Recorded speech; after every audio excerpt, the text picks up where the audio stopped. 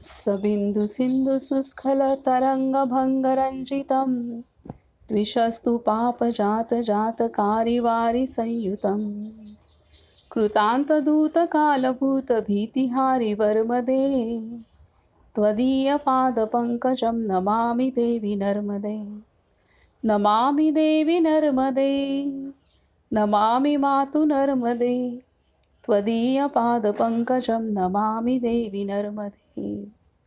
ओम नमो श्री आद्या वेद प्रतिपाद्या जय जय स्व संवेद्या आत्मरूपा। सर्वांना नमस्कार आणि नर्मदे हर नर्मदे हर नर्मदे हर। आपण काल 29 ते 38 असे अध्याय पाहिले। त्या अध्यायामध्ये आपणाला लक्षात आलं की नर्मदेच्या तटी अग्निदेवता, सूर्यदेवता, स्वतः प्रत्यक्ष श्री शंकर देवता, त्यानंतर ज्या वेळेला स्वर्गामध्ये दानवांनी हल्ला केला आणि तेव्हा सर्व देवतांना स्वर्गातून बाहेर काढलं, तर त्यावेळेला सर्व देवतांना ब्रह्मदेवाने नर्मदा तीरी 12 वर्ष तपस्या करण्यासाठी सांगितलं होतं। त्यानुसार सर्व देवतांनी सुद्धा नर्मदा तीरी तपस्या केली। तेच देवतीर्थ आहे। त्याचप्रकारे रावण आणि मंदोदरी ह्यांचा पुत्र मेघदूत याने सुद्धा नर्मदा तीरी शिवलिंग त्यांच्या हातून स्थापन झालेलं आहे, तर ते मेघनाद तीर्थ आहे। त्याचप्रकारे ब्राह्मणांनी सुद्धा दारुक नावाचे ब्राह्मण त्यांनी सुद्धा नर्मदा तीरी तपस्या केलेली आहे। तर अशा रीतीने तसंच कुबेरांनी सुद्धा तपस्या केलेली आहे। नर्मदा तीरी कुबेर भंडारी हे ठिकाण आहे आणि जे आपण वाहनाने परिक्रमा केली तरी त्यामध्ये ते ठिकाण येतं। तर हे अत्यंत तिथला तटसुद्धा खूप सुंदर आहे आणि कावेरी नर्मदा नदीचा संगम तिथं आहे आणि तो मैयाचा तट फार विस्तीर्ण आहे आणि खूप खाली उतरून आहे आणि जिथं कुबेरांनी तपस्या केली ते सुद्धा स्थान आपल्याला पाहायला मिळतं। तर अशा रीतीने सर्वांनीच आपण काल पाहिलं की कुबेर, त्यानंतर मेघनाथ, ब्राह्मण, त्यानंतर अग्निदेवता, सूर्यदेवता, श्री शंकर आणि सर्व देवतांनी नर्मदा तीरी तपस्या केली। आता आपण पुढील अध्याय पाहूयात। आज आपला अध्याय आहे अध्याय 39वा, कपिलातीर्थ महात्म्य वर्णन। कपिलातीर्थ महात्म्य वर्णन। ओम नमो नर्मदाय, ओम नमो नर्मदाय, ओम नमो नर्मदाय। श्री मार्कंडेय उवाच ततो गच्छेच्च राजेंद्र कपिलातीर्थम उत्तमं स्नानमात्रं नरो भक्त्या मुच्यते सर्वकिल्बिषैः। मुनिश्रेष्ठ श्री मार्कंडेय वदले, राजेंद्र, त्यानंतर उत्तम कपिला तीर्थाला जावे। तिथे मानव भक्तिपूर्वक केवळ स्नानाने सर्व पापातून मुक्त होतो। राजा युधिष्ठिर म्हणाला, हे ब्राह्मण श्रेष्ठ, सर्व लोकात आश्चर्यकारक नर्मदेश्वराचे महात्म्य आपण सांगितले। आता कपिला तीर्थाचे महात्म्य सुद्धा मला कथन करावे। हे उत्तम तीर्थ ज्यावेळी व ज्या संदर्भात उत्पन्न आणि प्रसिद्ध झाले त्याबद्दलही सांगावे। तसेच हे प्रभू, हे सर्व पापनाशक व पुण्यतीर्थ कसे झाले? मुनिश्रेष्ठ श्री मार्कंडेय वदले, हे भरतवंशोत्पन्न राजा, ऐका। कपिला तीर्थाचे महात्म्य मी तुम्हाला कथन करतो, जे ऐकून तुमचे आश्चर्य दूर होईल। पूर्वी कृतयुगाच्या आधी लोकपितामह श्री ब्रह्मदेव संपूर्ण 4 प्रकारच्या प्राणीसमूहाला उत्पन्न करून भक्तीने जपहवनात तत्पर होऊन क्षणभर चिंतन करण्यात स्थित झाले। तेव्हा जळत असणाऱ्या कुंडातून कपिला निघाली।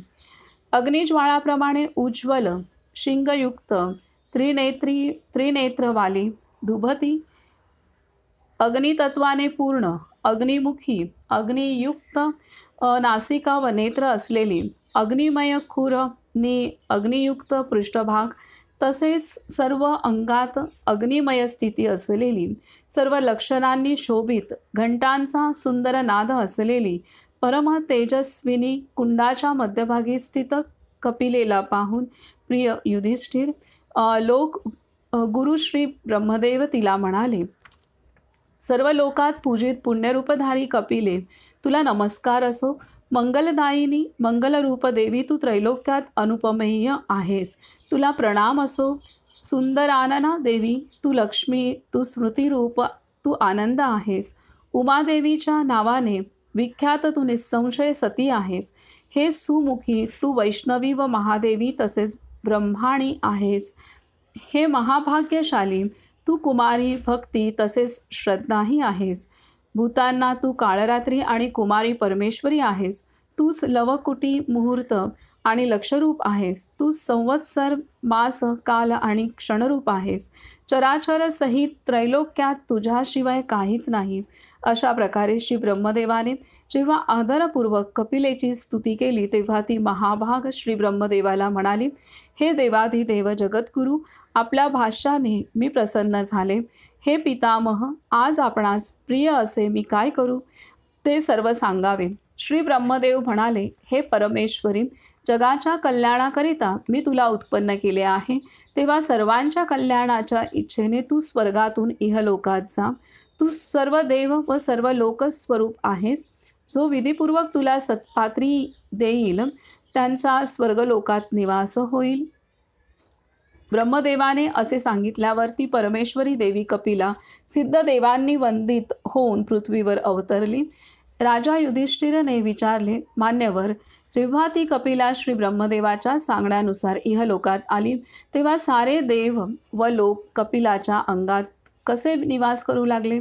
ब्राह्मण श्रेष्ठ, त्या कपिलेने इहलोकात येऊन कोणत्या तीर्थात व क्षेत्रात वास्तव्य केले ते मला सांगावे.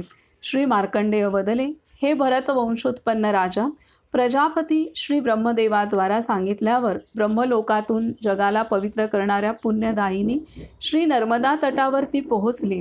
श्री नर्मदा तटावर निवास करून तिने महातप करून पर्वतवनासहित संपूर्ण पृथ्वीवर भ्रमण केले. हे राजेंद्र, तपामुळे हे उत्तम सर्व पापनाशक कपिला तीर्थ प्रसिद्ध व ऋषीमुनींनी सेवित आहे. जो विधिपूर्वक स्नान करून कपिला गायीचे दान करतो त्याने संपूर्ण जगाचे दान केले असे समजावे. जो भक्तिपूर्वक दिल्या जाणाऱ्या गायीला पाहतो त्याचे निस्संशय शतवर्षांचे पाप नष्ट होते. हे नृपश्रेष्ठ, भूलोक, भुवलोक, स्वलोक, महलोक, जनलोक, सत्यलोक, तपलोक हे सर्व लोक कपिलाच्या पृष्ठभागावर निवास करतात. मुखात अग्नी, दातात सर्प, ओठात दाता विधाता आणि जिभेवर सरस्वती तसेच नेत्रांत सहस्त्र किरण असलेले देव, चंद्र व सूर्य बसतात. नाकामध्ये वायुदेव, मस्तकात श्री महादेव, कानात अश्विनी कुमार निवास करतात. शिंगात नरनारायण, शिंगाच्या मध्यभागात पितामह श्री ब्रह्मदेव, मानेच्या पोळीत पाशधारी वरुण आणि उदरात भगवान श्री शंकर आश्रयास असतात. खुरात सर्प व शेपटीच्या अग्रभागात सूर्यकिरण वसतात. राजा, अशी सर्व रूपिणी कपिला गाय जे घरात ठेवतात ते निस्संशय धन्य आहेत. प्रातःकाळी जो उठून तिची परिक्रमा करतो तो पर्वतवनासहित पृथ्वीची परिक्रमा करतो. जो कपिलाचे पंचगव्य दूध, दही, तूप, गोमूत्र व शेण यांनी श्री शंकराला स्नान घालतो त्याला उत्तम गती प्राप्त होते. राजा, जो त्या तीर्थात उपवास करतो, स्नान करून सांगितलेल्या विधीने पितृदेवांचे तर्पण करतो, त्याच्या आधीच्या 10 पिढ्या या मनोरथांचे चिंतन करत तृप्त होऊन निश्चितच स्वर्गारोहण करतात. हे राजश्रेष्ठ, त्या तीर्थाची विधी उद्दिष्ट आणि त्याची उत्पत्ती तसेच तीर्थाचे पुण्यफळ यासंबंधी मी सांगितले. याशिवाय काय विचारू इच्छिता त्या तीर्थाचे वर्णन धनदायी, सर्व दुःख विनाशक आणि उत्तम आहे, जे श्रवण करून निःसंशय सर्व पापातून मुक्ती मिळते. हा श्री स्कंद पुराणातील रेवाखंडाच्या पूर्व भागातील कपिला तीर्थ महात्म्य वर्णन नावाचा 39वा अध्याय पूर्ण झाला. तर इथं त्यांनी कपिला तीर्थाचं वर्णन केलेलं आहे की हे स्वर्गात निर्माण झालेलं, स्वर्गात इथे दिलेलं आहे की जप हवनात तत्पर होऊन लोकपितामह श्री ब्रह्मदेव संपूर्ण 4 प्रकारच्या प्राणी समूहाला उत्पन्न करून भक्तीने जप हवनात तत्पर होऊन क्षणभर चिंतन करण्यास स्थित झाले. तेव्हा जळत असणाऱ्या कुंडातून कपिला निघाली. अग्नी ज्वाळाप्रमाणे उज्ज्वल शिंगयुक्त, त्रिनेत्रवाली दुभती, अग्नितत्वाने पूर्ण, अग्निमुखी, अग्नियुक्त नासिका व नेत्र असलेली, अग्निमय खुर नि अग्नियुक्त पृष्ठभाग, तसेच सर्व अंगात अग्निमय स्थिती असलेली, सर्व लक्षणांनी शोभित, घंटांचा सुंदर नाद असलेली, परम तेजस्विनी कुंडाच्या मध्यभागी स्थित कपिलेला पाहून प्रिय युधिष्ठिर लोकगुरु श्री ब्रह्मदेव तिला म्हणाले, सर्व लोकात पूजित पुण्यरूपधारी कपिले, तुला नमस्कार असो.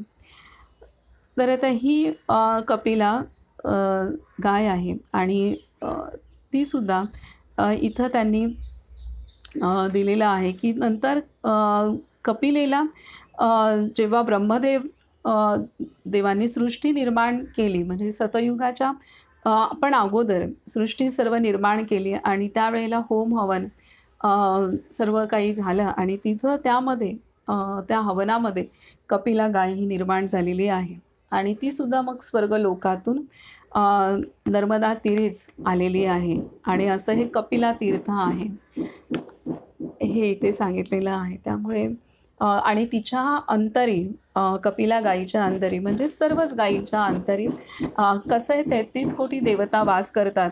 तर तिच्या शिंगामध्ये कोणते देव आहे, डोळ्यांमध्ये कोणते, नासिकात कोणते, पोटाच्या भागात कोणते, पाठीवर कोणते, तर खुरांमध्ये कोणते देव वसती करतात, हे सर्व इथे वर्णन केलेलं आहे. त्यामुळे 33 कोटी देवता गायीच्या शरीरात वस्ती करतात कारण ती सामान्य 84 लाख जीवयोनीमध्ये मानव सर्वश्रेष्ठ योनी आहे आणि त्या पाठोपाठच किंवा त्यापेक्षाही उच्च ही गायीची योनी आहे कारण ती संपूर्ण सृष्टीचं पालन पोषण करण्यास समर्थ आहे आणि त्यामुळे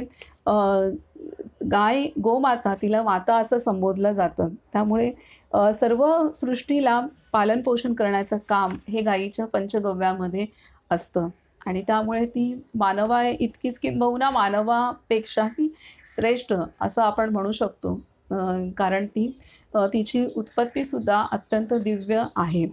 हे इथे अध्याय हा कपिला तीर्थ अध्याय पूर्ण झालेला आहे आणि गायीची महती, गोमातेची महती हा अध्याय वर्णन करतो आणि स्वर्गलोकाहून जी गाय निर्माण झालेली आहे आणि पृथ्वीवर आली तर ती नर्मदा तीरीच आलेली आहे आणि तिथं तिने सुद्धा तिथं तपस्या केलेली आहे. आता पुढील अध्याय आहे अध्याय 40वा करंजेश्वर तीर्थ महात्म्य वर्णन. ओम नमो नर्मदाय.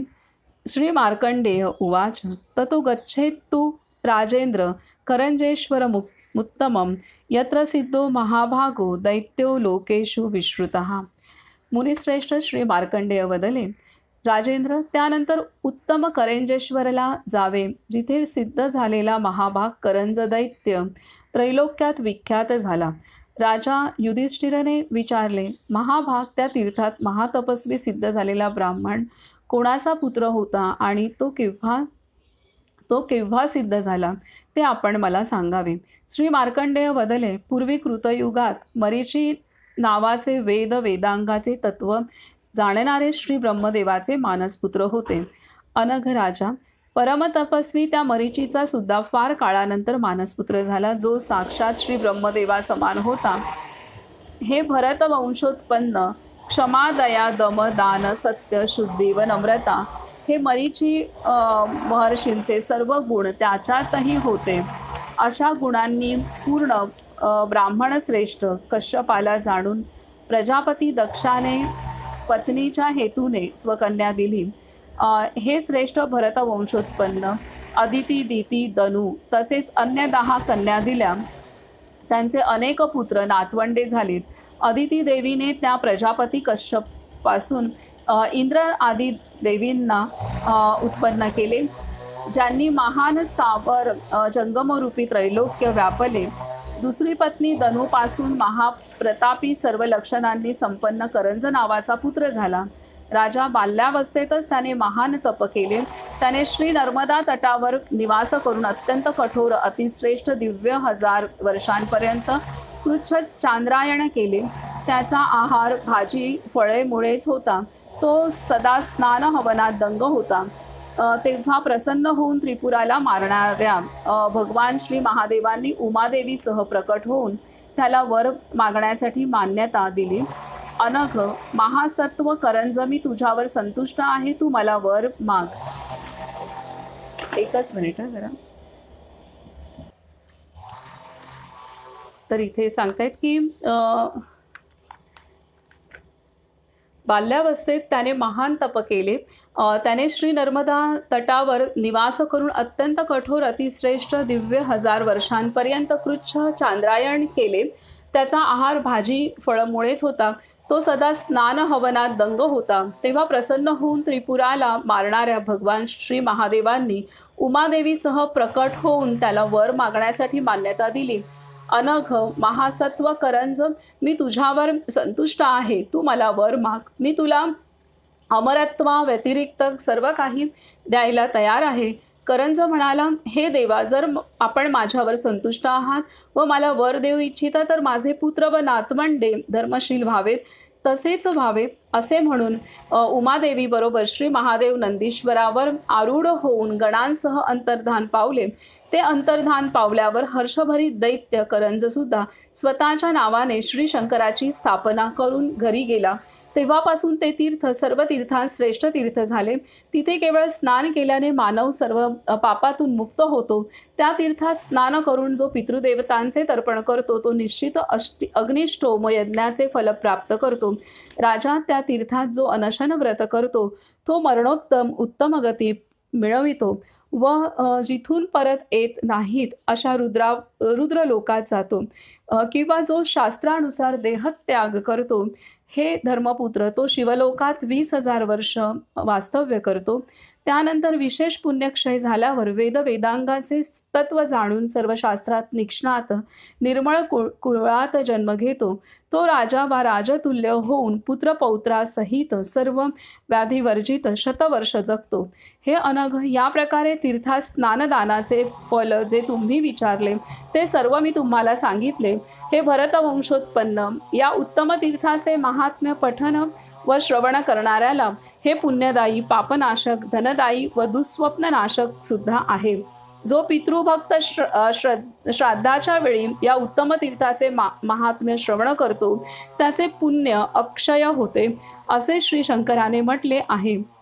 हा श्री स्कंद पुराणातील रेवाखंडाच्या पूर्व भागातील करंजेश्वर तीर्थ महात्म्य वर्णन नावाचा 40वा अध्याय पूर्ण झाला.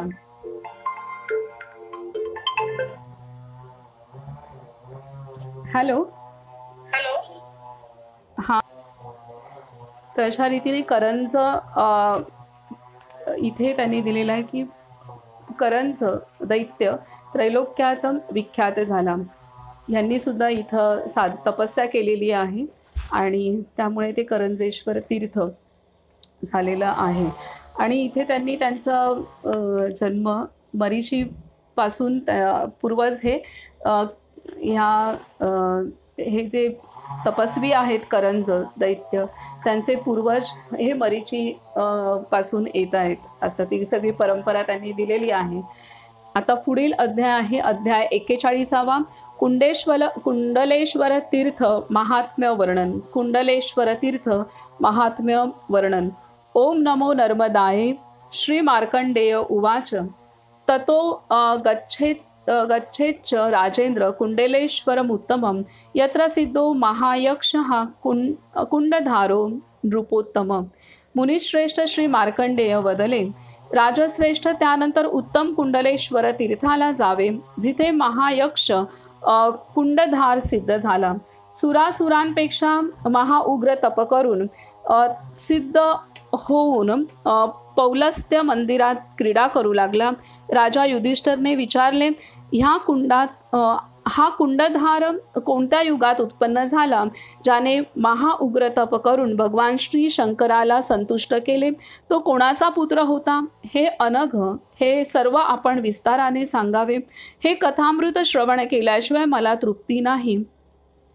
मुनिश्रेष्ठ श्री मार्कंडेय वदले, त्रेतायुगात श्री ब्रह्मदेवा समान पौलस्त्य पुत्र भारद्वाजाच्या कन्योत्पन्न विश्रवाने परम उग्र तप करून पत्नीद्वारा तीव्र भक्तीने प्रार्थित होऊन सर्व लक्षणांनी युक्त कुबेर नावाचा पुत्र केला. लोकपितामह श्री ब्रह्मदेवाने त्याला जाणून ऋषी व देवांसहित प्रसन्न होऊन त्याचे नामकरण केले. तू विश्रवापासून उत्पन्न होऊन माझ्या पौत्र भावास प्राप्त आहेस, म्हणून हे निष्पाप मी तुझे नाव वैश्रवण ठेवले. तू सर्व देवांच्या धनाचा रक्षक होशील, लोकपालांच्या क्रमाने चौथा आणि पृथ्वीत अत्यंत प्रतापी होशील. महाराज, त्याची पत्नी ईश्वरी नावाने प्रसिद्ध झाली. त्याचा पुत्र यक्षांचा श्रेष्ठ स्वामी कुंडल झाला. त्याने सुंदर रूप प्राप्त करून माता पित्याच्या आज्ञेने श्री नर्मदा तटावर निवास करून उग्र तप केले. तर इथे कुबेराचा पुत्र हे इथे त्यांनी कुंडल हा पुत्र झालेला आहे, कुबेराला झालेला पुत्र असं एकंदरीत इथं दिसतंय. की इथे त्यांनी सांगितलेलं आहे की त्रेतायुगात श्री ब्रह्मदेवा समान पौलस्त्य पुत्र भारद्वाजाच्या कन्योत्पन्न विश्रवाने परम उग्र तप करून पत्नीद्वारा तीव्र भक्तीने प्रार्थित होऊन सर्व लक्षणांनी युक्त कुबेर नावाचा पुत्र उत्पन्न केला. लोकपितामह श्री ब्रह्मदेवाने त्याला जाणून ऋषी व देवांसहित प्रसन्न होताच त्याचे नामकरण केले. तू विश्रवापासून उत्पन्न होऊन माझ्या पौत्रभावास प्राप्त आहेस, म्हणून हे निष्पाप मी तुझे नाव वैष्णवण ठेवतो. तू सर्व देवांच्या धनाचा रक्षक होशील, लोकपालांच्या क्रमाने चौथा आणि पृथ्वीत अत्यंत प्रतापी होशील. महाराज, त्याची पत्नी ईश्वरी नावाने प्रसिद्ध झाली. त्याचा पुत्र यक्षांचा श्रेष्ठ स्वामी कुंडल झाला. त्याने सुंदर रूप प्राप्त करून माता पित्याच्या आज्ञेने श्री नर्मदा तटावर निवास करून उग्र तप केले. ग्रीष्म ऋतूत पंचाग्नीत तप, वर्षा ऋतूत मैदानात राहून, हेमंत ऋतूत पाण्यामध्ये राहून तप केले. शतवर्ष हवेचे सेवन करून राहिला. अशा प्रकारे शतवर्ष पूर्ण झाल्यावर तो एका अंगठ्याच्या सहाऱ्याने उभा राहिला. अस्थिपंजर देहाचा तो हात वर करून उभा राहिला. हे भरतश्रेष्ठ, कुंडलाने श्वास रोखूनही तप केले. 400 वर्ष पूर्ण झाल्यावर भगवान श्री शंकर प्रसन्न झाले.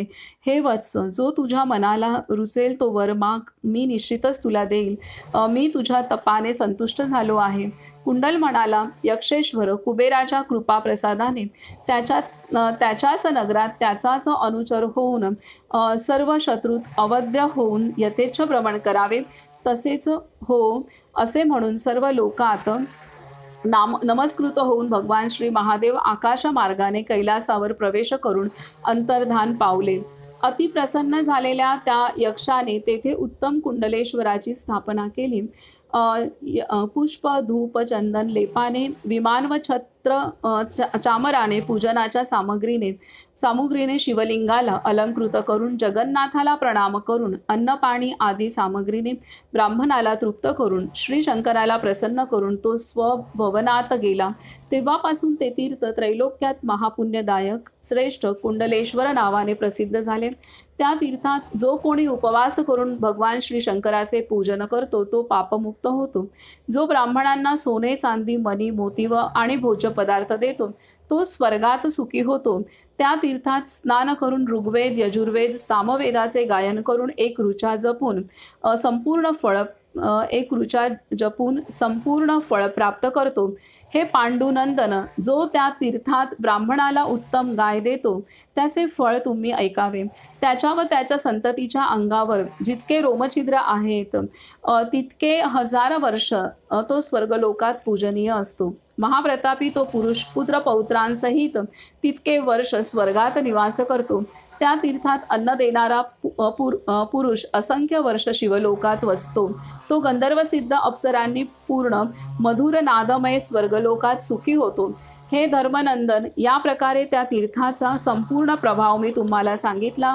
हे ऐकून मनुष्य स्तुती करत त्या प्रभावाने सर्व पापांतून मुक्त होतो. हा श्रीस्कंद पुराणातील रेवाखंडाच्या पूर्व भागातील कुंडलेश्वर तीर्थ महात्म्य वर्णन नावाचा 41वा अध्याय पूर्ण झालेला आहे. तर अशा रीतीने किती उग्र तप केलेलं आहे कुंडल यांनी, त्यावरून त्या तीर्थाचं नाव कुंडलेश्वर आहे. तर आता पुढील अध्याय आहे अध्याय 42वा, पिप्पलेश्वर तीर्थ महात्म्य वर्णन. पिप्पलेश्वर तीर्थ महात्म्य वर्णन. ओम नमो नर्मदाय. श्री मार्कंडेय उवाच. ततो गच्छेत्तु राजेंद्र पिप्पलेश्वरम उत्तमम यत्र सिद्धो महायोगी पिप्पलादो महातपः. मुनिश्रेष्ठ श्री मार्कंडेय वदले, राजश्रेष्ठ, त्यानंतर उत्तम पिप्पलेश्वर तीर्थाला जावे जिथे महातपस्वी पिप्पलाद सिद्ध झालेत. राजा युधिष्ठिरने विचारले, हे प्रभू, मी पिप्पलादांचे चरित्र व त्या तीर्थाचे महात्म्य ऐकू इच्छितो जिथे ते महातपस्वी प्रसिद्ध झालेत. हे महाअनघ, ते महाभाग कोणाचे पुत्र आहेत, कोणाचे पुत्र होते, शिवाय त्यांनी तप का केले, हे सर्व विस्ताराने मला सांगावे.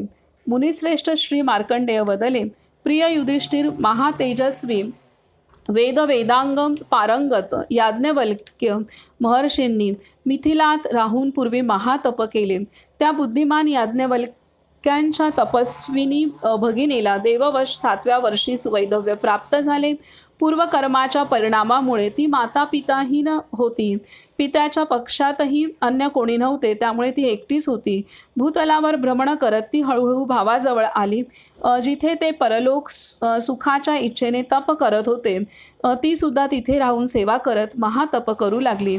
एकदा तिने रजस्वला झाल्यावर स्नान केल्यावर एकांतात पडलेले कापड पाहून अंतर्वस्त्राच्या रूपात ते धारण केले होते.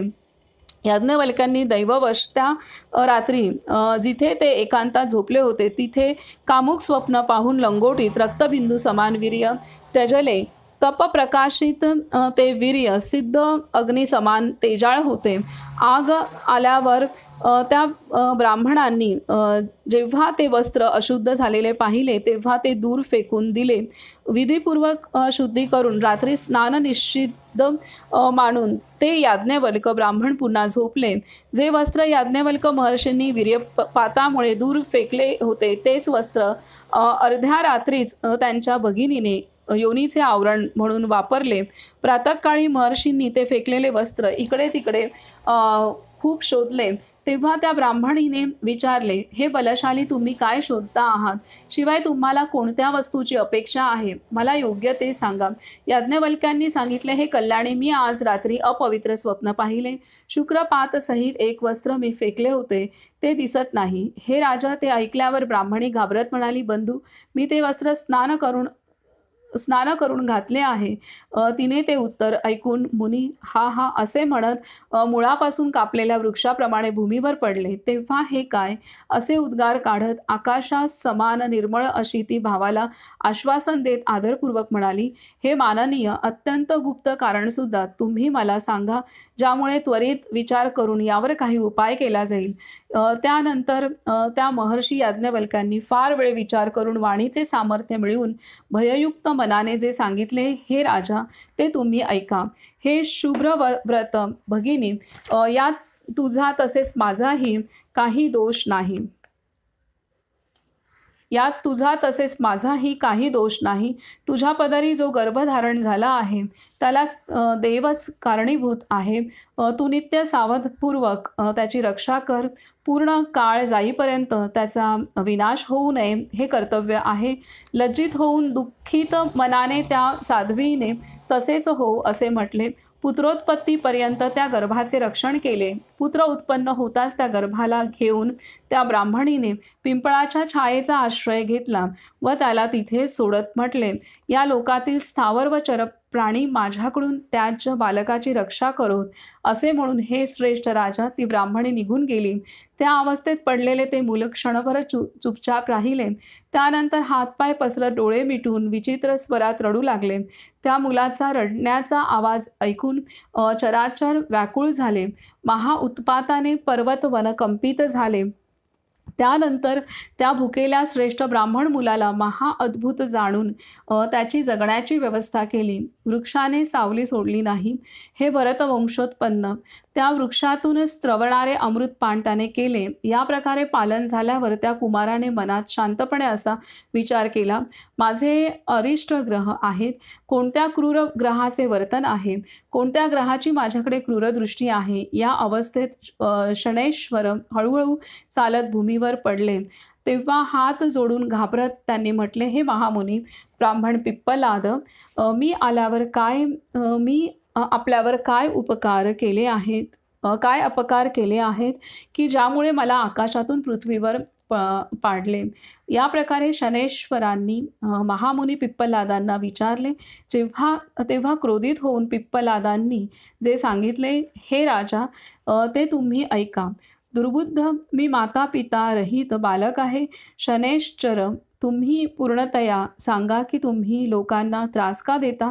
शनैश्वर म्हणाले, मी स्वभावतः क्रूरच आहे. माझी दृष्टी अशीच आहे. आपण मला सोडावे. मी निसंशय आपण जसे सांगाल तसेच करीन. पिप्पलाद म्हणाले, हे ग्रहदेवा, आजपासून 16 वर्षांपर्यंतच्या बालकांना ग्रहपीडा होऊ देऊ नकोस. हा आपल्यातील करार आहे. असेच होईल असे म्हणून त्या ऋषीश्रेष्ठ पिप्पलादांना नमस्कार करून शनैश्वर हळूहळू देवमार्गाने आकाशात गेले. तो महाग्रह अदृश्य झाल्यावर त्या पिप्पलाद बालकाने पित्याचे चिंतन करून क्रोधाने कलुषित होऊन अग्निस्वरूप ध्यान करून अग्नितत्वानुसार अग्नी प्रकट केला. त्या अग्नीत कृत्या मंत्रांनी हवन करून कृत्या उत्पन्न हो असे सांगितले. तेव्हा त्वरित ज्वाळांमधून अग्निसम प्रकाशमान आकार धारण केलेली कृत्या प्रकट झाली. त्या कन्येने विचारले, हे ब्राह्मण, मी काय करू. समुद्र शुष्क करू का, पर्वताचे चूर्ण करू का, पृथ्वीला वेढू का किंवा आकाश पाडू का. मी कोणत्या मस्तकावर पडू आणि कोणाचा घात करू. मला आज्ञा द्या. माझा वेळ वाया घालू नको. कृत्याचे ते म्हणणे ऐकून क्रोधाने अत्यंत लाल डोळे झालेल्या महातपस्वी पिप्पलादांनी सांगितले, हे शुभकन्ये, मी अति वेगाने तुझे चिंतन केले. माझे वडील याज्ञवल्क्य आहेत. वेळ न घालवता त्यांच्यावर तू पड. असेच हो असे म्हणत आकाश फाडत ती त्वरित गेली. महाबुद्धिमान श्रेष्ठ चित्त याज्ञवल्क मिथिलात तप करत होते. तेव्हा महातपस्वी याज्ञवल्क्यांनी अग्नी व सूर्यासम तेजस्वी जीवाला एका दिशेला पाहिले. त्या जीवाला अचानक येताना पाहून महामुनी अतिशय घाबरत त्या जीवाने घेरलेल्या स्थितीत राजा जनकाकडे गेले व म्हणाले, हे राजश्रेष्ठ, मी तुम्हाला शरण आलो आहे असे समजा. राजा, जर तुम्ही समर्थ असाल तर तुम्ही माझे व महाभूतापासून रक्षण करा. माझे या महाभूतापासून रक्षण करा. तेव्हा राजा जनकाने सांगितले, हे भूत ब्राह्मण तेजापासून उत्पन्न आहे. हे भयंकर असून याचे निवारण करणे शक्य नाही. मी रक्षण करण्यास असमर्थ आहे. त्यानंतर तो महातपस्वी याज्ञवल्क्य शरणागत होऊन दुसऱ्या राजाकडे गेला. त्याने सुद्धा निषेध केल्यावर तो भयग्रस्त इंद्रदेवाच्या भवनात गेला. राजा महाभूत कृत्याच्या भयाने कंपित होऊन त्या ब्राह्मणाने, देवराज, आपणास नमस्कार असो. आपण माझे रक्षण करा असे पुन्हा पुन्हा विनविले. ब्राह्मणाचे वचन ऐकून देवराज इंद्राने सांगितले, मुनी, मी ब्राह्मणाच्या क्रोधापासून तुमचे रक्षण करण्यास असमर्थ आहे. मग ते याज्ञवल्क ब्राह्मण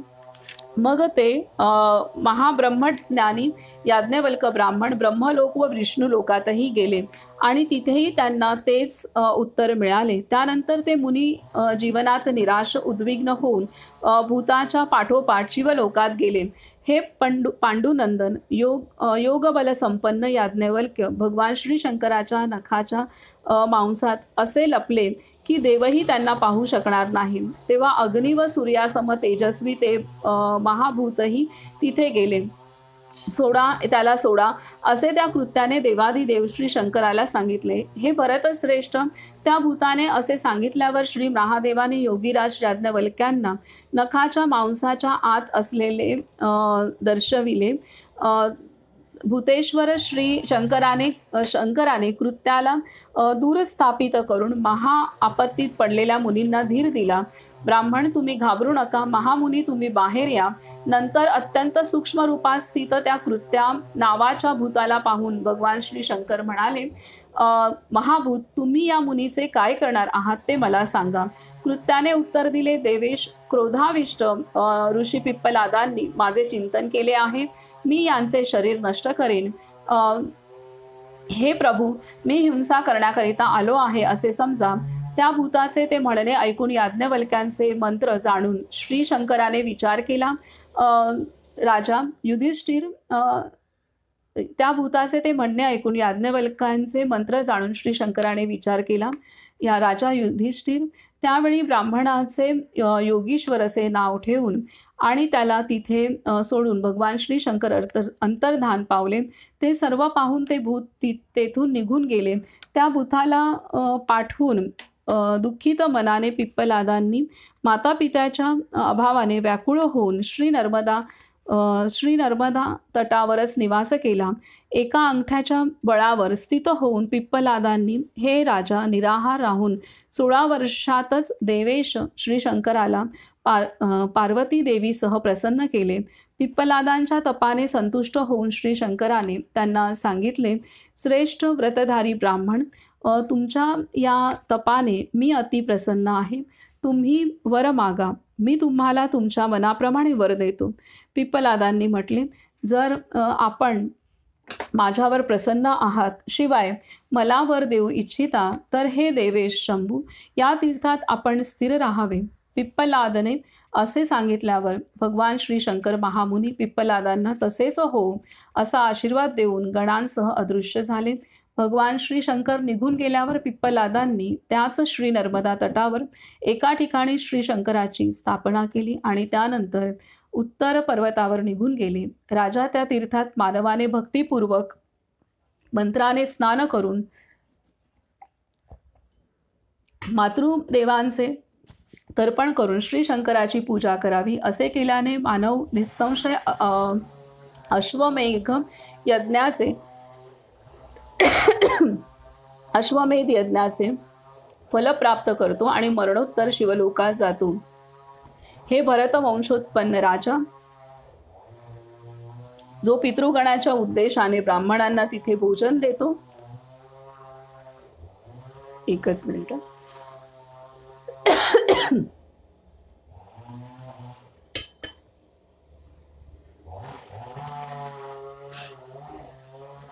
ब्राह्मणांना तिथे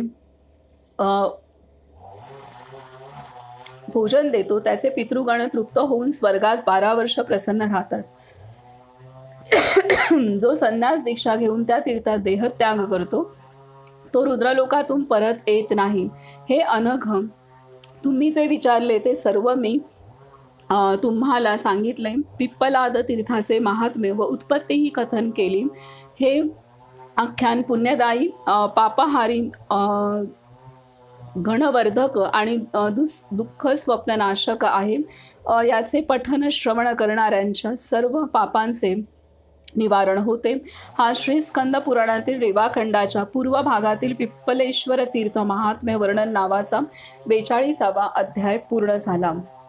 तर आता हे पिप्पलाद ऋषी आता नर्मदाष्टकामध्ये नर्मदाष्टकात ह्या आपल्या आद्य शंकराचार्यांनी पिप्पलाद ऋषींचं पण वर्णन केले. पिप्पलाद ऋषी पण आलेले आहेत, जे ऋषींची नावं घेतली आहेत त्यामध्ये पिप्पलाद ऋषींचं त्यांनी हे केलेलं आहे, त्यांनी नाव घेतलेलं आहे. तर असे हे पिप्पलाद ऋषी आहेत. किती किती महान तपस्या केलेल्या आहेत ह्या सर्व ऋषीमुनींनी, आणि सर्वच म्हणजे देवतांनी केलेल्या आहेत, दानवांनी केलेल्या आहेत, म्हणजे त्याबरोबर यक्ष किन्नर सर्वांनीच केलेल्या आहेत तपस्या. स्वतः श्री शंकरांनी तपस्या केलेल्या आहेत.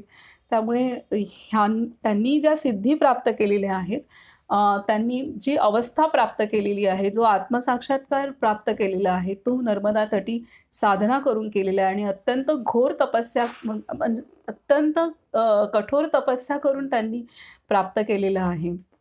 आणि नर्मदा तटाचा सहवास करून त्यांनी प्राप्त केले. खास विशेष करून तिथं जाऊन त्यांनी साधना करून केलेलं आहे. सूर्यदेवता आहे, अग्निदेवता आहे, आणि कोणी म्हणजे काही जणांनी प्रायश्चित्त म्हणून तिथं तपश्चर्या केलेली आहे, कोणी आवर्जून सिद्धी प्राप्त करण्यासाठी तपस्या केलेली आहे. त्यामुळे जे काही आपल्या हातून अपराध घडले असतील तर त्याचं सुद्धा प्रायश्चित्त होण्यासाठी मैया आपणाला, नर्मदा माता आपणाला मदत करते, सहाय्य करते. हे सुद्धा तिचं, म्हणून तिला पापनाशक असंही म्हटलं आहे. विपाशा, आपण जे आपल्या कर्माच्या बंधनात अडकलेलो आहे तर त्यातून पण सोडवण्यासाठी तिचा सहवास आपल्याला मदत करतो. त्या पाशातून पण ती आपल्याला दूर करते आणि पापातून पण आपल्याला मुक्त करते. एवढंच आहे की आपण तिचा सहवास करत किंवा तिला स्मरण करत आपण तिच्या तीरावर साधन करावं, किंवा आपण जिथेही असू, घरात जरी असू तरी सुद्धा तिच्या शक्तीला स्मरण करत आपण आपली साधना केली, जी आपणाला आपल्या सद्गुरूंनी सांगितलेलं आहे ते आपण केलं तर आपल्याला निश्चितच आपल्या साधनेत प्रगती झालेली आढळेल. आपल्या स्थितीमध्ये प्रगती झालेली आपल्याला नक्कीच अनुभवास येईल. तर हे इथे आहे. आता पिप्पलाद ऋषींचा जन्म पण कसा झाला तर ते सुद्धा वर्णन इथं केलेलं आहे. आता पुढील अध्याय आहे अध्याय 43. त्यानंतर आता अध्याय आहे अध्याय 43. विमलेश्वर तीर्थ महात्म्य वर्णन. ओम नमो नर्मदाय. श्री मार्कंडेय उवाच. ततो गच्छेत्तु राजेंद्र विमलेश्वरमुत्तमं तत्र देवशीला रम्या स्वयं विनिर्मिता. विमलेश्वर तीर्थ. तर विमलेश्वरला गेल्यानंतर मग तिथूनच पुढे तटपरिवर्तनासाठी आपण जहाजाने तटपरिवर्तन किंवा नावेने तटपरिवर्तन केलं जातं. म्हणजे तिथून दुसऱ्या तीरावरती जिथे मैया आणि सागराचं मिलन होतं, आणि मग तिथून आपल्याला न ओलांडता दुसऱ्या तीरावरती गेलं जातं. त्याच्या आधी हे विमलेश्वर तीर्थ लागतं. तर विमलेश्वर तीर्थ महात्म्य वर्णन. मुनिश्रेष्ठ श्री मार्कंडेय वदले. त्यानंतर हे राजेंद्र विमलेश्वर तीर्थाला जावे. तेथे स्वतः देवनिर्मित रम्य देवशिला आहे. राजा जो तिथे स्नान करून भक्तिभावाने ब्राह्मणाची पूजा करतो, तसेच थोड्या दानानेही त्याला प्रसन्न करतो, त्याचा अंत होत नाही. राजा युधिष्ठिरने विचारले, श्रेष्ठ ब्राह्मण, पृथ्वीवर कोणकोणते दान श्रेष्ठ मानले जाते, जे भक्तिभावाने दिल्यास सर्व पापमुक्त होतात? मुनिश्रेष्ठ श्री मार्कंडेय वदले, सोने, चांदी, तांबे, मणी, मोती व भूदान हे सर्व पापांपासून मुक्ती देतात. त्या तीर्थात जो देहत्याग करतो तो प्रलयापर्यंत रुद्रलोकात निवास करतो. त्यानंतर सर्व पापांना भय देणाऱ्या पुष्करणीस जावे. तिथे स्नान करून तेजोमय सूर्यदेवाचे पूजन करावे. सामवेदाच्या एका मंत्राच्या जपाने सामवेदाचे फल प्राप्त होते. अशा प्रकारे यजुर्वेदाच्या मंत्र जपाने सुद्धा उत्तम फलप्राप्ती होते. सूर्यनारायणाचे ध्यान करून एकाक्षर स्वरूप मंत्राचा जप करावा. आदित्य हृदयाचा जप केल्यास सर्व पापांचा क्षय होतो. त्या तीर्थात जो स्नान करून ब्राह्मणांची पूजा विधीपूर्वक करतो त्याला निःसंशय करोडपट पुण्य मिळते. जो त्या तीर्थात देहत्याग करतो त्याला परमगती प्राप्त होते. हे नृपश्रेष्ठ, ब्राह्मण, क्षत्रिय, वैश्य तसेच क्षूद्र जो कोणी शास्त्रविहित कर्म करून मरण पावतो त्याला उत्तम गती मिळते. युधिष्ठिरने प्रश्न विचारला, श्रेष्ठ ब्राह्मण, ब्राह्मण आदी सर्व वर्णीय रोग, बलक्षय व मोहांचे स्वरूप जाणून कोणत्या उपायांनी पापमुक्त होतात ते साधन सांगावे. श्री मार्कंडेय वदले, तिळासहित जलपान तसेच तिळमिश्रित जलस्नान करणाऱ्या कामक्रोधरहित ब्राह्मणाने अनशन व्रताने देहत्याग केल्यास त्यास उत्तम गती प्राप्त होते. प्रिय युधिष्ठिर, क्षत्रिय युद्धात मरण पावल्यास त्या उत्तम गती प्राप्त होते. हे महाप्रज्ञावंत, त्या अभावी म्हणजे युद्धात मृत्यू न झाल्यास राज्य सुख उपभोगत उत्तम गती प्राप्त करतो. जसे अंध पर्वताच्या दरीत कोसळतात तसे अविवेकी अहंकार मोहित घोर नरकात पडतात. जो शास्त्रविधान वर्ज करून इच्छेनुरूप आचरण करतो तो मरणोत्तर कीटक योनी प्राप्त करतो. त्याचे पिंडदान वा क्रियाकर्म होत नाही. श्रुती स्मृती धर्म त्याजून यथेच्छा आचरण करणाऱ्याला 28 करोड नरक प्राप्त होतात किंवा तो नरकरूपी सागरात बुडतो. युधिष्ठिर, हा मनुष्य जन्म अनेक धर्मकार्याने लाभत असला तरी दुर्लभ आहे. तो जन्म लाभल्यावर जो मानव मद मात्सर्य भाव त्यजून नित्य निज मनवश करून ज्ञाननेत्री होतो तो सुद्धा श्रेष्ठ पुरुष होतो. अज्ञानरूप अंधकाराने अंध असलेल्याचे नेत्र ज्ञानरूपी अंजनाने उन्मिलित झाले नाहीत तर तो जन्मांध असतो. हे नृपश्रेष्ठ, तुम्ही जे विचारले ते मी तुम्हाला सांगितले. अप्रिय दुष्टांसाठीच हे श्री रुद्राचे वचन आहे. नद्यांमध्ये श्रेष्ठ श्री नर्मदा श्री रुद्र देहातूनच स्रवली आहे. ती समस्त चराचराला तारण्यात समर्थ आहे. देवादिदेव ईश्वर सुद्धा लोकहितार्थ ही महापुण्यदायी देवादिदेव ईश्वराद्वारा लोकहितार्थ ही महापुण्यदायी श्री नर्मदा अवतरली आहे. स्नानाने मनुष्याचे मानसिक, वाचिक व कर्माने होणारे पाप नष्ट होते. श्री नर्मदा श्री रुद्रदेहोत्पन्न असल्यामुळे अत्यंत पुण्यदायिनी आहे. प्रातःकाळी उठून जो भक्तिभावाने नित्य भूमीवर स्थिर राहून पुढील मंत्र जप करतो तो स्नानफल प्राप्त करतो. हे पुण्यजल देवी तुला नमस्कार असो. हे समुद्रगामिनी तुला नमस्कार असो. हे पापविमोचक देवी तुला नमस्कार असो. श्रेष्ठ ऋषींनी पूजित देवी तुला नमस्कार असो. त्रिलोचन ईश्वराच्या देहातून श्रवणारी देवी तुला नमस्कार असो. पुण्यात्मांना सदा पूजित देवी तुला नमस्कार असो. पुण्यवंतांना सतत पवित्र पावन करणारी वरदायिनी तुला नमस्कार असो.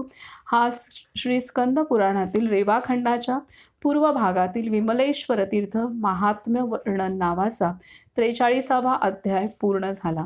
इथे काय सांगतायत की प्रातःकाळी उठून जो भक्तिभावाने नित्यभूमीवर स्थिर राहून पुढील मंत्र जप करतो तो स्नानफल प्राप्त करतो. आता विशेषतः आपण आपल्या घरात असताना आपण जिथे आहोत तिथे, जिथे राहतोय तिथे आपण स्नान करताना ते जल पाहून तरी आपण आठवण करू शकतो. कारण तेव्हा तरी आपण मैयाची आठवण करू शकतो क्षणभर तरी सुद्धा ते नर्मदा स्नान झाल्याचंच होणार आहे. तर हे अशा पद्धतीने आपण स्मरण करू शकतो की आपल्याला आपल्या इथं येणारं जलसुद्धा हे जर तेही त्यामध्ये सुद्धा तिचं अस्तित्व आपण मनाने अनुभवलं किंवा मनाने घेतलं तर तेही तितकंच महत्त्वाचं आहे. तर अशा पद्धतीने आपले भाव आपण वाढवू शकतो. कारण ही संपूर्ण 21 कल्प ही निरंतर अमर अविनाशी अशी आहे. आता हे 21 कल्पापासून ती वाहत आलेली आहे अशी ही आहे. आणि त्यामुळे आत्ता जे जल आहे आपल्याला प्राप्त होतंय तर त्यामध्ये सुद्धा हीच ही मोठी भूमिका आहे मैयाची. त्यामुळे असं आपण तिला सर्वत्र पाहू शकतो. जसं भगवंत अमराविनाशी आहे आणि सर्व व्यापक आहे. त्या प्रकारे ही सुद्धा शिवकन्या असल्यामुळे आपण हिचं स्मरण त्या पद्धतीने करू शकतो. तर त्यामुळे आपले भाव वाढू शकतात. हे इथं आहे आणि तिचे आशीर्वादसुद्धा आपणाला प्राप्त होऊ शकतात.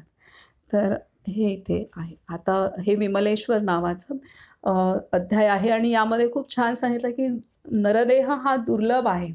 अनेक पुण्यकर्म केल्यानंतर तो प्राप्त होतो, परंतु तोही दुर्लभ आहे. त्यामुळे आपली दृष्टी ही कशी ज्ञानयुक्त होईल हा प्रयत्न आपण या नरजन्मामध्ये नरदेहामध्ये करणं अत्यंत आवश्यक आहे. आणि त्यासाठी आपण अध्ययन करणं, स्वाध्याय करणं हे आवश्यक आहे. आता पुढे सांगतायत की अध्याय 44 शूलभेद प्रशंसा वर्णन. शूलभेद प्रशंसा वर्णन. ओम नमो नर्मदाय श्री मार्कंडेय उवाच. तीर्थानां परमं तीर्थ तच्छृणुष्व नराधीश रेवाया दक्षिणे कूले निर्मितं शूलपाणिना. मुनिश्रेष्ठ श्री मार्कंडेय वदले, हे राजा, श्री नर्मदाच्या दक्षिण तटावर त्रिशूळधारी श्री शंकर निर्मित तीर्थात परमश्रेष्ठ एक तीर्थ आहे. त्यासंबंधीही तुम्ही ऐका. हे राजश्रेष्ठ, ते श्रेष्ठ मानवांच्या मोक्षार्थ निर्मिले आहे. राजा युधिष्ठिरने विचारले, श्रेष्ठ ब्राह्मण, मी आपल्या कृपेने अनेक धर्म, अनेक तीर्थे आणि संपूर्ण दानधर्माचे प्रसंग ऐकलेत. आता मी हे ऐकू इच्छितो की मानवाची संसारातून कशी सुटका होते, ज्यानुसार पुनरागमन न होता मोक्षप्राप्ती होते. आता हा प्रश्न केलेला आहे की मोक्षप्राप्ती कशी होईल असे धर्मराज राजा युधिष्ठिर विचारत आहेत. श्रेष्ठ ब्राह्मण, हे सर्व आख्यान कृपया प्रसन्नतेने कथन करावे. मुनिश्रेष्ठ श्री मार्कंडेय वदले, तुम्ही एकाग्र चित्ताने परम पावन तीर्थाचा महिमा ऐका. याचा प्रभाव ऐकल्यावर वर्षभराच्या पापातून मुक्तता होते. या तीर्थाचे महात्म्य श्रवण केल्यास वाणी, मन व शरीराच्या सर्व पापांचा विशेष रूपात क्षय होतो. त्याची मर्यादा 5 कोस आहे. पापात्मा प्राण्यांनाही अन्न व मोक्ष देणारे हे दिव्य तीर्थ आहे. श्री नर्मदाच्या दक्षिण तटावर भृगु पर्वत आहे. त्याच्या शिखरावर भगवान श्री शंकराने ते तीर्थ स्थापित केले आहे. त्रैलोक्यात ते शूलभेद नावाने प्रसिद्ध आहे.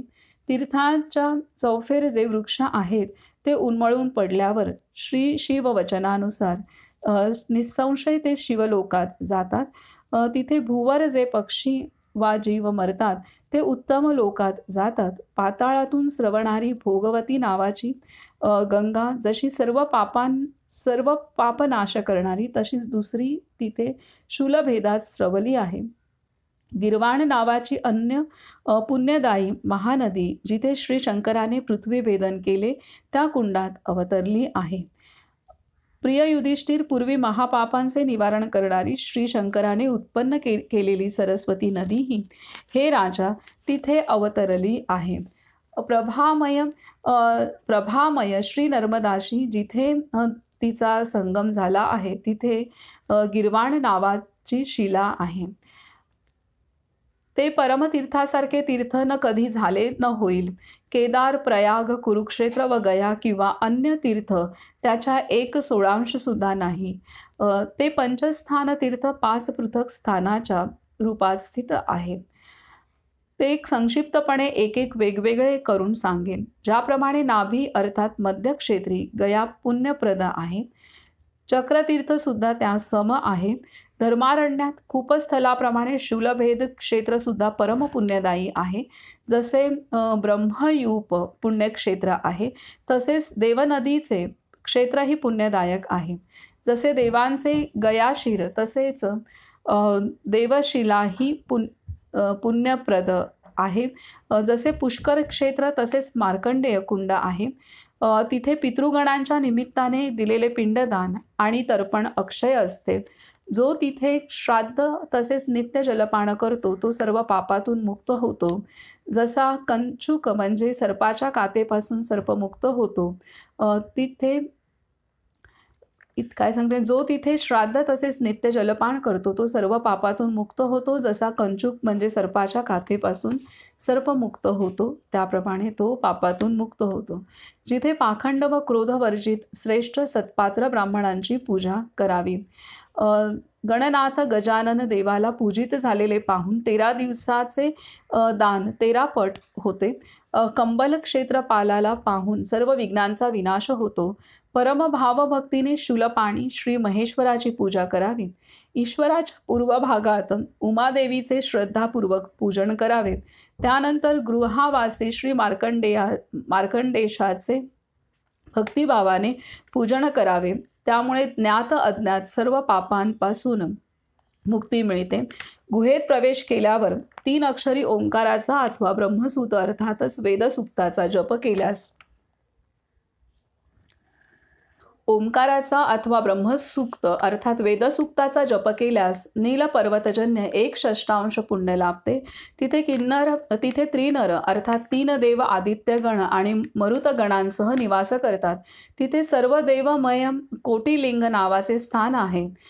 जसे सर्व नदी नद समुद्रात विलीन होतात तसे शूलभेदाच्या दर्शनाने सर्व पापांचा नाश होतो.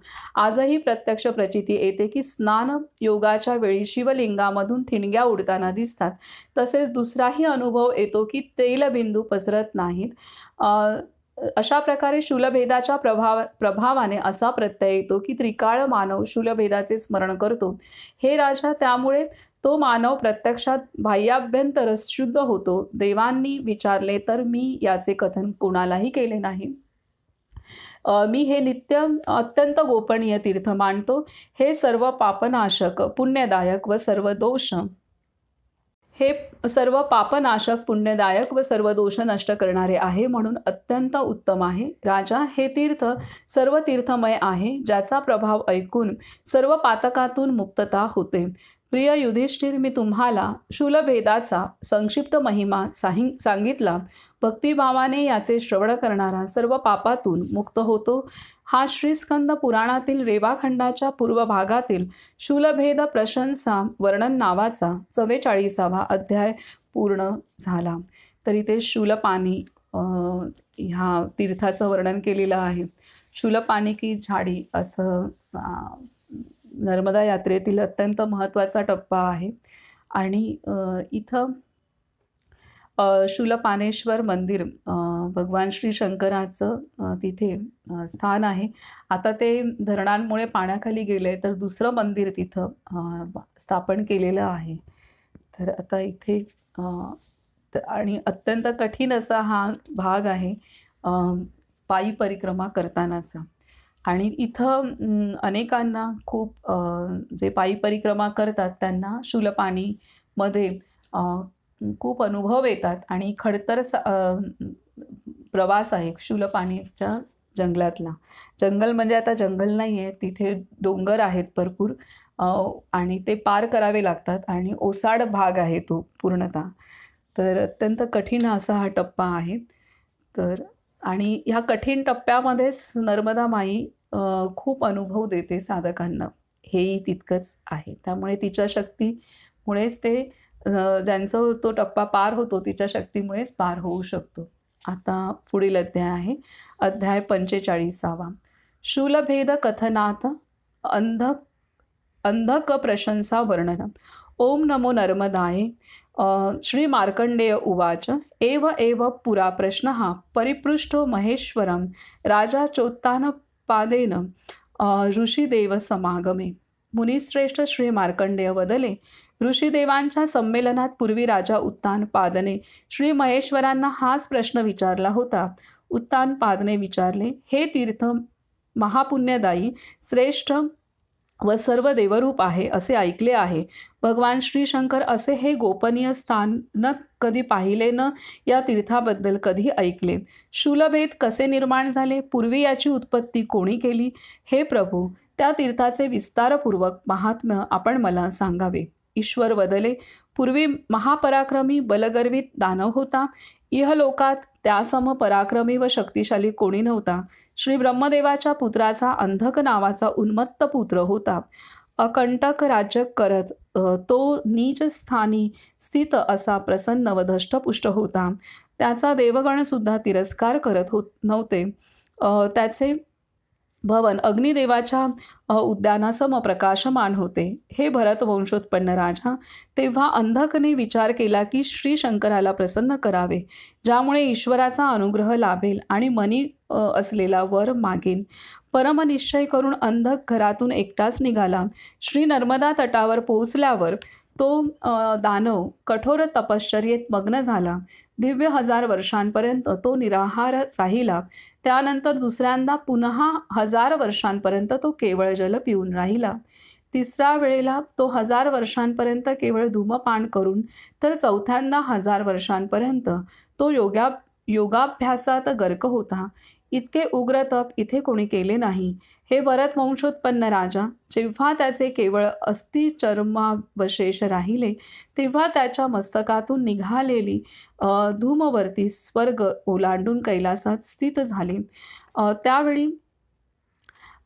त्यावेळी श्री महेश्वर समीप उमादेवीने विचारले, मनुष्य लोकात उग्र तप करणारा हा कोण आहे? 4000 वर्ष झालेत. असे तप न कोणी केले, न कोणी पाहिले, न यासंबंधी कोणी ऐकले. हे देव, या नियमबद्ध तपस्वीच्या बाबतीत आपण उपेक्षा का दाखवता? हे ईश्वर, थोडे तप केले तरी आपण सर्वांना त्वरित फल देता. हे महेश्वर, आज मी आपल्याबरोबर अक्षक्रीडा करणार नाही. हे भक्तवत्सल, जोपर्यंत आपण या दानवाचा उद्धार करत नाही. ईश्वर बदले सर्व लक्षण संपन्न महादेवी, वा छान, क्लेश सहन करत तप करणाऱ्या त्या दानवाला मी जाणू शकलो नाही. त्याच्याकडे माझे लक्ष गेले नाही. प्रिये, परमपदाचे चिंतन करत मी योगाभ्यासात स्थित होतो. आता माझ्यासोबत तू चल, जिथे तो तपस्वी तप करत आहे. तेव्हा उमादेवीसह देव श्री महेश्वर तिथे गेलेत. श्री शंभू महादेवाने त्याला अस्थिचर्मावशेष स्थितीत पाहिले. देवादिदेव श्री महेश्वराने प्रसन्न होऊन त्याला विचारले, हे दानव श्रेष्ठ, तू भयंकर कठोर रोमांचित करणारे तप केले आहेस. हे वत्स, तू हे घोर तप का केलेस? वत्स, तुझ्या मनात असलेला वर मी तुला देईल. अंधक म्हणाला, हे शंभू महादेव, जर आपण माझ्यावर प्रसन्न आहात व मला वर देऊ इच्छिता, तर श्री महेश्वर, मी सर्व देवांना जिंकू शकेन. हाच वर मला द्या. ईश्वराने त्याला समजावले, तू कधी स्वप्नातही देवांशी युद्ध करू नकोस. जे असंभव आहे आणि जे मनाला रुचत नाही ते कदापि सांगू नये. यास्तव तुझ्या मनात अन्य काही असेल तर ते माग. स्वर्ग, पाताळ व इहलोकात स्थित मनोवांछित विविध भोग माग. स्वर्गात इंद्रदेवाप्रमाणे तू निष्कंटक राज्य कर. श्री शंकराचे ते वचन ऐकून तो अंधक वैमनस्याने ग्रासला. मी व्यर्थ कष्ट सहन केले, मी काहीच साधू शकलो नाही, असे म्हणून दीर्घ निश्वास सोडून तो धर्तीवर कोसळला. मुळापासून कापलेल्या वृक्षाप्रमाणे तो श्वासरहित निर्जीव झाला. त्याला बेशुद्ध झालेला पाहून देवी म्हणाली, श्री शंकर, याचे जे मनोरथ आहे तेच त्याला द्या. भक्तांची उपेक्षा केल्याने आपली अपकीर्ती होईल. श्री शंकराने समजून सांगितले, जर मी याच्या इच्छेनुसार वर दिला तर श्री विष्णू, श्री ब्रह्मा व मलाही ते मान्य होणार नाही. हे देवेश्वरी, उच्चत्व प्राप्त झाल्यावर हा अन्य सुरासुरांना तुच्छ लेखेल. देवी म्हणाली, श्री महेश्वर, कोणत्याही उपायाने आपण याचा उद्धार करा. श्री विष्णू वर्ज करून अन्य सर्व देवांना तो जिंकेल असा वर द्या. ईश्वर बदले, हे देवी, जे माझ्या मनात आहे तेच तसेच तू सुद्धा सांगितलेस. हा योग्य उपाय आहे. मी हाच वर देईन. तेव्हा अमृत सिंचन केल्यावर अंधक तत्क्षणी स्वस्थ झाला. पुन्हा नव्याने त्याचे सर्व अवयव शोभिवंत झाले. श्री शंकर म्हणाले, तू एकाग्र चित्ताने माझे ऐक. उत्तम वर घे. श्री विष्णू सोडून जे काही तुला इष्ट वाटेल ते वररूपात मी तुला देईल. तू सर्व कार्यात सफल व्हावेस. तुझा धर्म विपरीत नसावा. असुर, हे तू उचित मानत असशील तर मी तुला हा वर देईन. श्री विष्णू व मी सोडून तू सर्व देवांवर विजय प्राप्त करशील. अंधक उत्तरला, असेच हो. केवळ स्वबळाचा आश्रय घेऊन श्री विष्णूंना वर्ज करून मी सर्वांना जिंकावे. आता मी निश्चितच कृतार्थ झालो. असे म्हणून तो श्री शंकरापुढे नतमस्तक झाला. हे देव, आपण उमादेवीसह श्रेष्ठ कैलास शिखरावर जावे भगवान श्री महेश्वर अंधकाला वर देऊन उमादेवीसह श्री नंदीश्वरावर आरूढ होऊन अंतर्धान पावले. हा श्रीस्कंद पुराणातील रेवाखंडाच्या पूर्व भागातील शूलभेद कथनात अंधक प्रशंसा वर्णन नावाचा 45वा अध्याय पूर्ण झाला. आता इथं आपण पुढे कंटिन्यू करूया, कारण पुढे काय होतंय उत्सुकता लागली आता. त्यामुळे पुढील आपण अध्याय पाहूया. आता अंधकला श्री शंकरांनी वर दिलेला आहे. आता पुढील अध्यायात सांगतायत. अध्याय 46वा इंद्राणी हरण वर्णन. ओम नमो नर्मदाय. श्री मार्कंडेय उवाच. स दानवो वरं लब्ध्वा जगाम स्वपुरं प्रति. दर्दश स्वपुरं राज शोभितं चित्रचत्वरेः. मुनिश्रेष्ठ श्री मार्कंडेय वदले. तो अंधक दानव वर प्राप्त करून स्वनगरात पोहोचला. हे राजा, त्याने आश्चर्यकारक प्रांगणांनी शोभित स्वतःचे नगर पाहिले. उद्याननी केळीच्या विविध बागांनी शोभित, तसेच फणस, बकुळ, आंबा, चाफा, अशोक, नारळ, डाळिंब, लिंब आदी नाना वृक्षांनी अन तलावांनी शोभिवंत, तसेच ध्वजपताकांनी सुशोभित दिव्य देव मंदिरांनी युक्त, वेदाध्यायनाने घोषित, मंगलवाद्यांनी निनादित त्याचे नगर होते. त्यावेळी त्याने सुवर्णमालायुक्त स्वर्णमय दिव्य भवनात प्रवेश केला. तिथे त्याने पुत्र, पत्नी, मंत्री, दास व नोकरांना पाहिले. जय जयकार करणाऱ्या, जिकडे तिकडे मोठमोठ्या पताका फडफडवत मनातील उत्साह प्रकट करणाऱ्या वीरांना त्याने पाहिले. कोणी तोरण बांधले तर कोणी फुले विखुरली. अन्य लिंबू हातात घेऊन अंधकाकडे धावले. त्या नगरीत अन्नपूर्ण पात्र हाती घेतलेले अनेक लोक दिसत होते. अक्षत पात्र हाती घेतलेल्या हजारो स्त्रिया उभ्या होत्या. ब्राह्मण मंत्रांचे पठन व मंगलघोष करत होते. मंत्रीनी सेवक हत्तींना पुढे करत होते. काही नगरवासी त्यांचे आयुष्य वृद्धिंगत व्हावे अशी मनोकामना करत होते. अतिप्रसन्न व संतुष्ट झालेल्या अंधकाने तिथे राहून मंत्रांसह सर्व जग, घोडे, पायदळ सैनिकांनाही पाहिले. त्याचप्रमाणे अनेक सुवर्णमय खजाने पाहिले. म्हैस, गाय, बैल आणि निरनिराळे आकर्षक छत्रही पाहिले. अशा प्रकारे अंधक काही काळ अतिप्रसन्नतेने इहलोकात राहिला. देवगण त्याला पराजित करू शकले नाहीत. स्वर्गात राहणारे देव त्याला वर मिळाला हे जाणून शंकित झाले. हे सर्व एकत्रित होऊन इंद्रदेवाला शरण गेलेत. इंद्रदेवाने विचारले, आज इथे सर्व देवांच्या आगमनाचे काय कारण आहे? तुम्हाला कोठून भय प्राप्त झाले? कसे शरणागत झालात? तेव्हा त्या देवांनी इंद्रदेवाला सांगितले, देवेश, श्री शंभू महादेवाच्या वरदानाने अंधक नावाचा दैत्य सर्व देवांना अजय आहे. याहून वरचढ काय कार्य आहे? आपण विचार करा की यावर आम्ही काय उपाय करावा. विचारात पडलेले देव इंद्रदेवासमोर असे म्हणत होते. विचारांवर प्रकाश टाकून चर्चा करत असताना दूतांद्वारे वृत्तांत मिळाला की देवसमूह उपस्थित आहे. असे जाणून तो दानव अंधक घरातून त्वरित निघाला आहे. तो एकटाच रथावर आरूढ होऊन अनेक हत्तींसह दुर्गम मेरू पर्वतावर लीलया पोहोचला आहे. राजा युधिष्ठिर सर्व पराकोटांनी युक्त विविध आश्रमांनी सुशोभित शत्रूंना दुर्गम असलेल्या स्थानी त्याने स्वतःच्या घराप्रमाणे सहज प्रवेश केला. त्याला पाहून इंद्रदेव घाबरला व त्याने स्वतःचे आसन इंद्रदेवाने त्याला दिले. सुंदर आसनावर अंधक विराजमान झाला व त्याने चौफेर वेढलेला मंडप लक्षात घेतला. इंद्रदेवाने विचारले, आपले इथे आगमन कसे झाले दानव? तुम्ही आपले कार्य सांगा. माझ्याजवळ जे धन आहे ते मी तुम्हाला देईन. अंधक म्हणाला, देवराज, मी खजिना तसेच हत्तींचीही अपेक्षा करत नाही. आज तुम्ही स्वतःचा शृंगारभूषित स्वर्ग दाखवा. प्रसिद्ध महागज, ऐरावत, अश्व, उर्वशी आदी रत्ने दाखवा.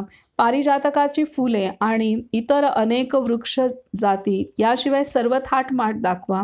त्याचे ते संभाषण ऐकून सचिपती सचिपती इंद्रदेवाने मनात असा विचार केला, या पापीला मारू शकेल असा पुरुष दृष्टीस पडत नाही.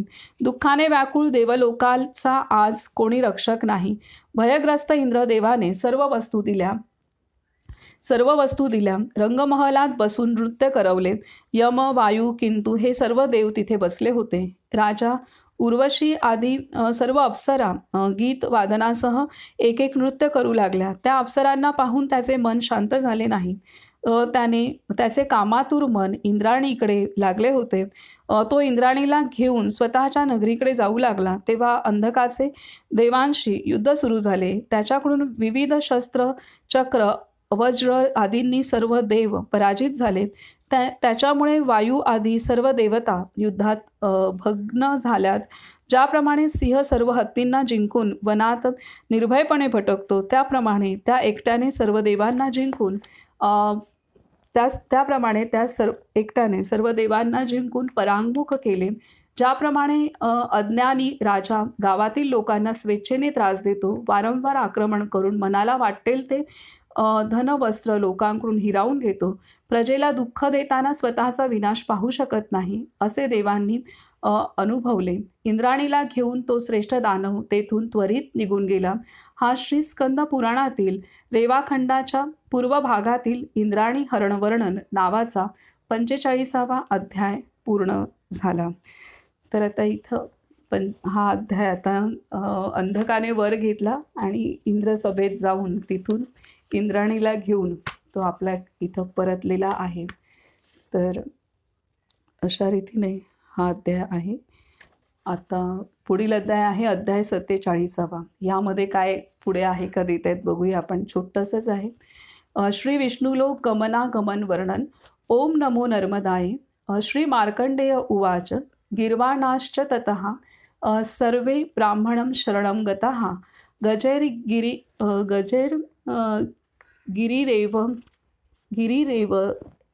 गिरिरेव राकाहेर यच्छैव गजोपमेहे. मुनिश्रेष्ठ श्री मार्कंडेय वदले. त्यानंतर सर्व देव ब्रह्मदेवाला शरण गेलेत व त्यांनी स्तुती केली. पर्वताकार हत्ती व हत्ती समान घोडे, तसेच सिंहनी वाघ जुंपलेले अनेक रथ, याशिवाय कासव, म्हैस, मगर आदी वाहनांनी इंद्रादी देव प्रथम ब्रह्मलोकात पोहोचले. श्री ब्रह्मदेवाला पाहून देवगणांनी साष्टांग नमस्कार केला. देवांनी व्यक्त केले, हे जगद्वंद्व आपला जय असो. सृष्टिकारक आपला जय असो. हे पद्मजन्मा सुरश्रेष्ठ, आम्ही सर्व शरण आलो आहोत. शुद्ध चित्त देवांचे उद्वेगपूर्वक उद्गार ऐकून मेघासमान गंभीर वाणीने श्री ब्रह्मदेवाने इंद्रदेवाला विचारले, कोणत्या कारणास्तव तुमचे आगमन झाले? तुम्ही सर्व निस्तेज का झालात? तुम्ही सर्व कोणाकडून अपमानित झालात? त्वरित सांगावे. देवगणांनी सांगितले, हे कमलासन महादैत्य अंधक महाबलवान आहे. त्याने सर्व देवगणांना धनरत्न विहीन केले. तलवार, चक्र, फरशी आदीने देवांना जिंकून तो दानव बलपूर्वक शक्रभार्या इंद्राणीला घेऊन गेला. हे राजेंद्र, देवाचे वचन ऐकून लोकपितामह श्री ब्रह्मदेवाने दानवाच्या वधाचा विचार केला. तुम्ही सर्व देवांद्वारा तो पापी दानव अवध्य आहे. सर्व जगाचा तो एकमेव त्राता समर्थ आहे, अन्य कोणी नाही. श्री ब्रह्मदेवाने असे मत मांडल्यावर सर्व देवगण त्यांना पुढे करून जिथे श्री विष्णू होते तिथे गेलेत. श्री ब्रह्मदेव आदी देवांनी विविध स्तोत्रांनी श्री विष्णूंची स्तुती केली. देव म्हणाले, वक्षस्थल लक्ष्मीने आश्रित असलेले हे देवादिदेव आपला जय असो. अक्षरक्षयकारक देवेश, असुरक्षयकारक देवेश, आम्ही सर्व आपणास शरण आलो आहोत. श्री ब्रह्मदेव आदी सर्व सुरांनी स्तुती केल्यावर भगवान श्री विष्णू अतिप्रसन्न चित्ताने देवांना म्हणाले, देव ब्राह्मणांचे स्वागत आहे. आजची रात्र सुप्रभातवाली आहे. काय कार्य आहे ते त्वरित सांगा. आज देवगण कोणावर क्रोधित झाले आहेत? काय दुःख आहे? कशामुळे संताप आला आहे? कशाचे भय आहे? हे महाभाग्यशाली देवगणांनो, तुमच्या मनात जे कारण आहे ते सांगा. ज्याने तुमचा आज पराभव केला आहे तो आज यमलोकात जाईल. हे ऐकल्यावर कृष्णाला देवांनी सर्व कथन केले. नीच शरीर दाखवत शरमेने खाली मान घालून तो म्हणाला, हे प्रभू, अंधकाने आमचे राज्यहरण करून आम्हाला निस्तेज केले. हे देव, पित्याप्रमाणे आपण आम्हा पुत्रांचे रक्षण करावे. पुत्र पौत्रांसहित इंद्रदेवाचा शत्रू अंधक नावाच्या असुराला मारावे. श्री ब्रह्मदेव तसेच सुरासुरांद्वारा ज्यांचे चरणकमल वंदित आहे असे श्री विष्णू वदले तसेच व्हावे. भगवान श्री विष्णू शंख चक्र गदा शिवाय धनुष्य ग्रहण करून देवांसमोर शेषनागरूपी पलंगावरून उठले. श्री वासुदेवांनी अभिव्यक्त केले, ज्याने देवांना दुःख दिले तो जरी पाताळ मृत्यू अथवा स्वर्गलोकात कुठेही असला तरी मी त्या पापी दानवाला अवश्य मारीन. देवगण प्रसन्न चित्त व धैर्ययुक्त होऊन स्वस्थानी गेले. श्री विष्णूंचे वचन ऐकून श्री ब्रह्मदेव आदी सर्व देव इंद्रदेवासहित मनापासून प्रसन्न होऊन स्वयानाने स्वर्गात पोहोचले. हा श्री स्कंद पुराणातील रेवाखंडाच्या पूर्व भागातील श्री विष्णू लोक गमनागमन वर्णन नावाचा 47वा अध्याय पूर्ण झाला. तर अशा रीतीने हे 47 अध्यायापर्यंत आपण आलो. शूलपाणीच्या इथपर्यंत शूलपाणी चा इतिहास आपण आता पाहत आहोत. आता इथून पुढे उद्या काय होतंय आपण पाहू. अंधकाला वर मिळाल्यानंतर अंधकाने देवांच्या राज्यात देवनगरीत जाऊन इंद्राणीला आपल्यासोबत घेऊन आलेला आहे आणि विष्णू आता पुढे अंधकाचा कसा बंदोबस्त करतात ते आपण उद्या पाहूयात. इथे आपण थांबूयात. नर्मदे हर, नर्मदे हर, नर्मदे हर.